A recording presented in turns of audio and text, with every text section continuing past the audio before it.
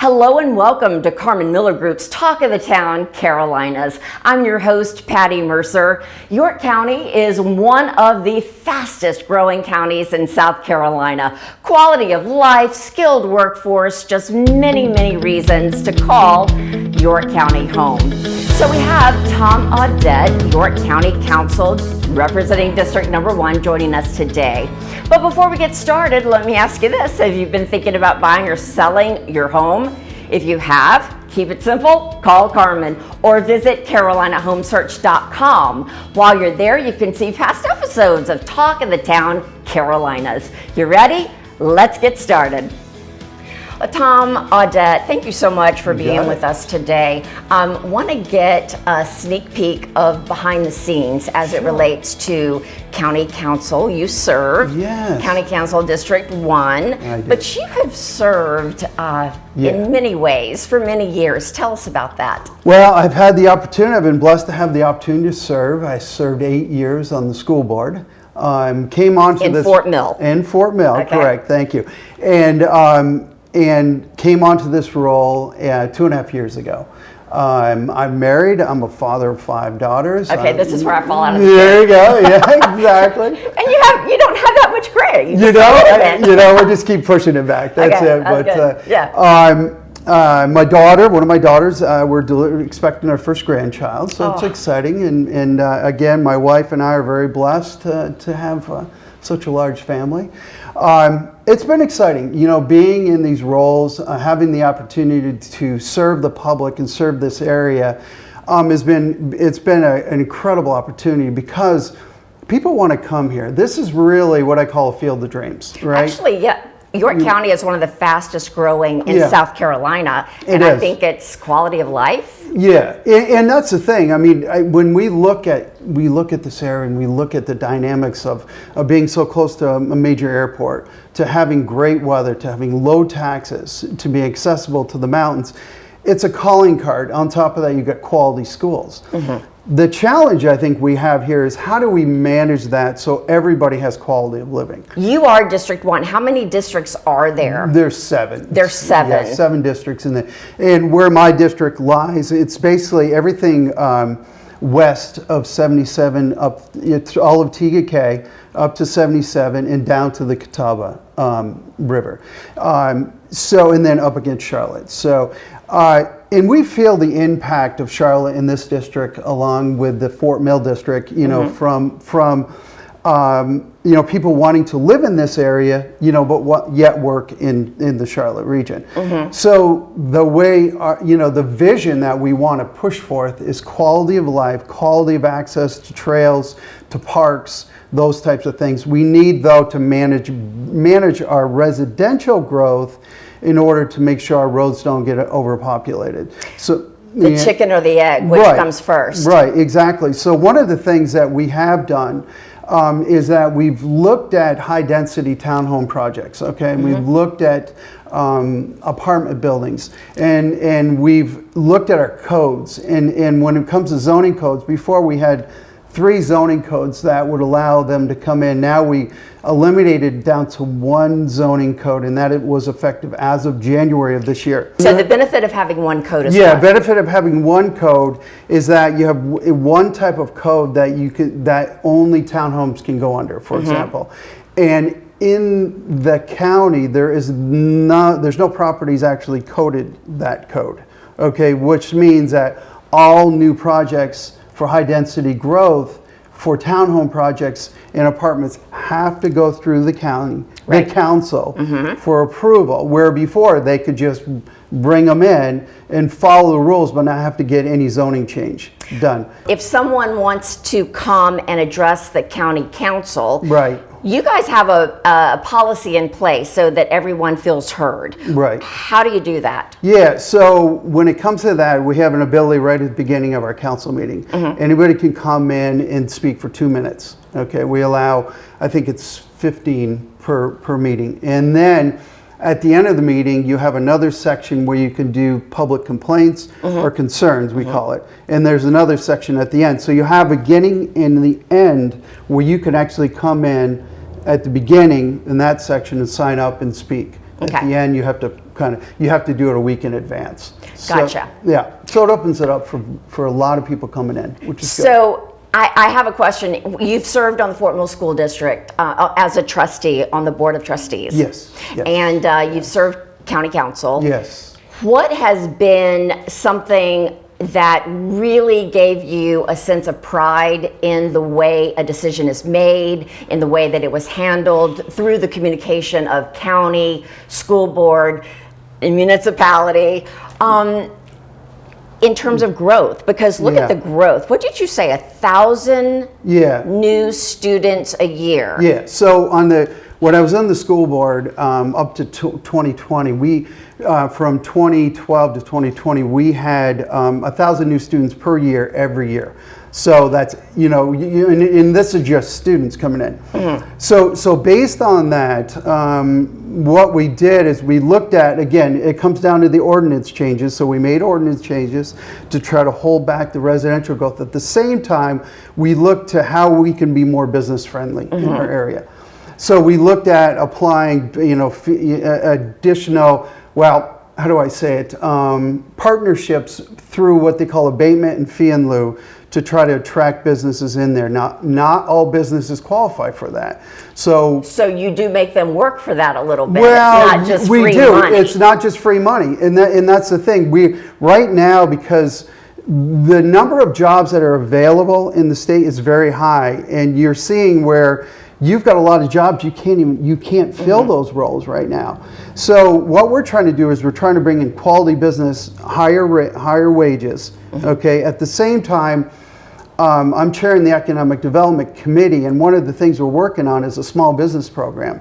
So what we're looking to do is an entrepreneurship / grant program / support program to help guide new businesses through to the onstart of a new business.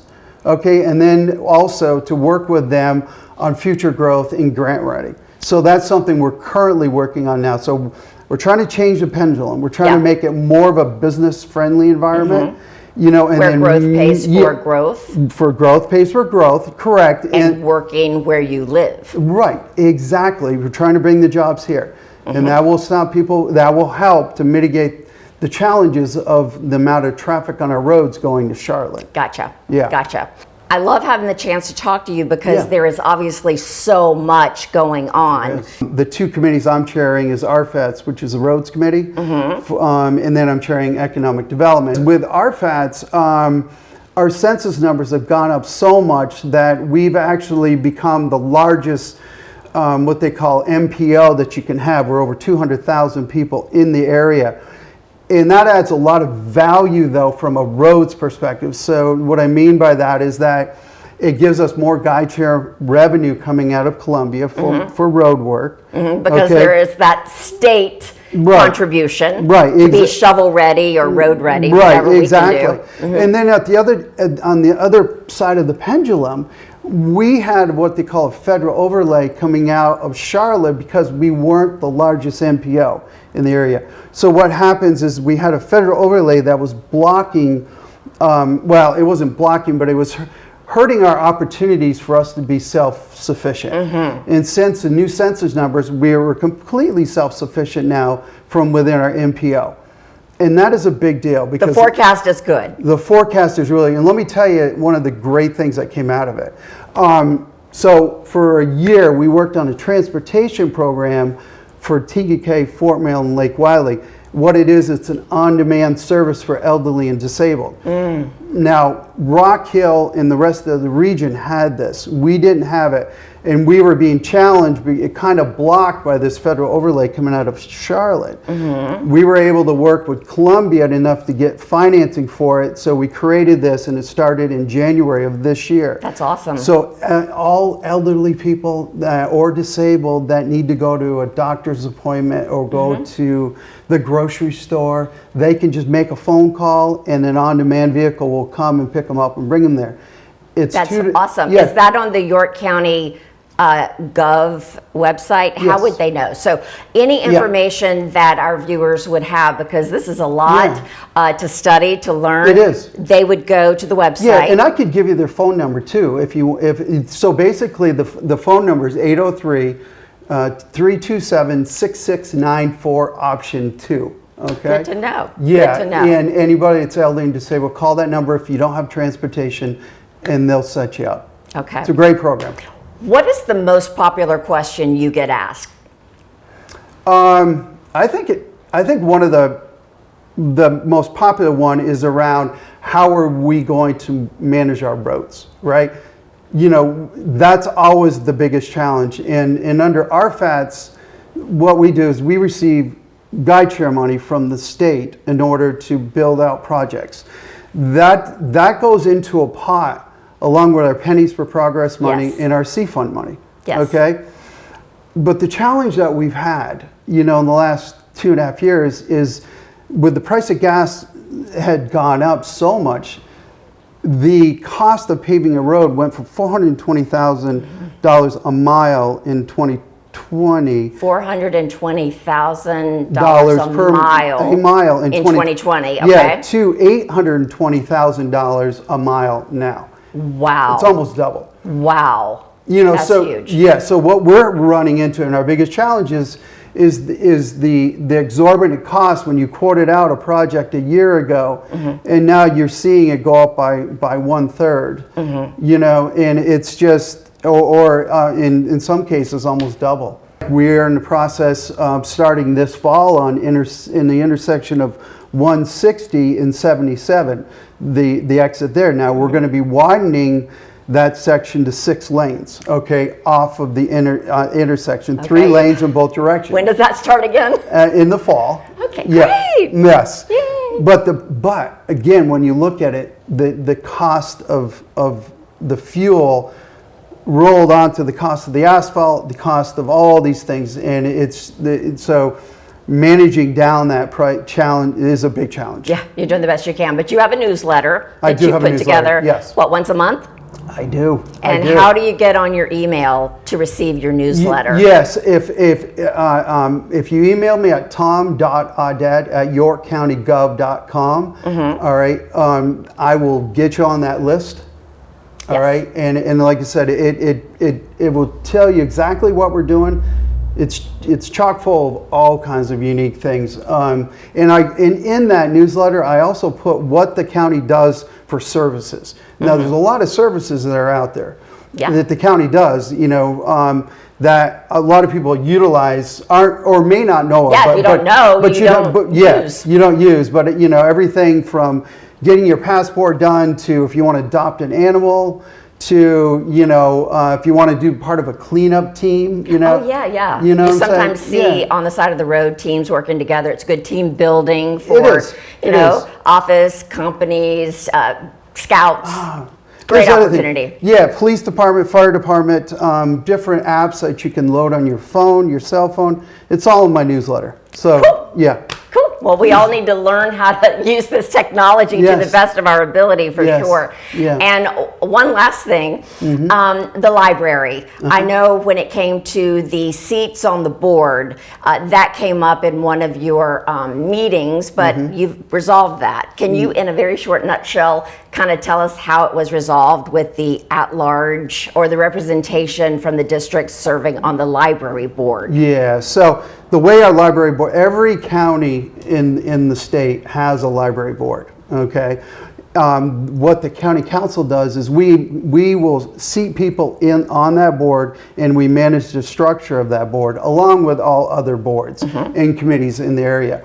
Now, the reason this came about is because of the concerns that we had in the library with books of sexual content, you know, and gender identity that were excessive that were actually, a lot of parents were really complaining in a big way. Because the board selects the books that will The way be shelved in the library? the libraries bring in the books. What happens, the American Library Association will recommend books to all different libraries. And then the librarian will decide which books to take in, which not.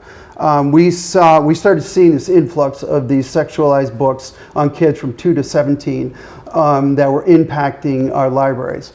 A lot of parents complain. Lots of parents. But that's what I saw. I saw a lot of people speaking out Yeah, how they yeah. felt about certain things. Right. So going through this, we thought it's best to put it back in the parents' hands.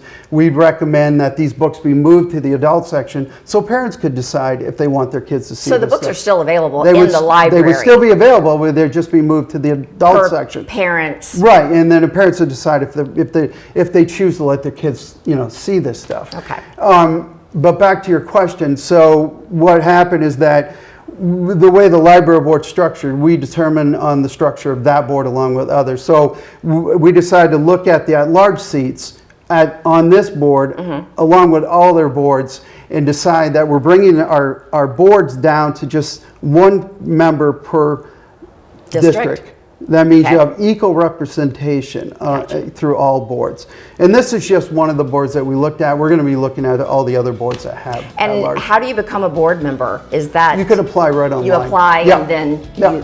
you get voted in, I guess, by the Yeah, council? so the council will choose, once you get voted in. There you go. Yeah. Power in the straightforward. vote. There you go. All right, Tom Audette, is there anything that I haven't asked or we haven't No, discussed that you'd like I- to talk about? No, again, that number, 803-327-6694, option 2, elderly and disabled people, please call that number. They're going to help you that's great. get that transportation for you. Newsletter, tom.audette@yorkcountygov.com. Reach out to me. I'd love to get you on my list. Keep you updated monthly. Well, that's it for this edition of Carmen Miller Group's Talk of the Town, Carolinas. If you've been thinking about buying or selling your home, call Carmen or visit carolinahomesearch.com.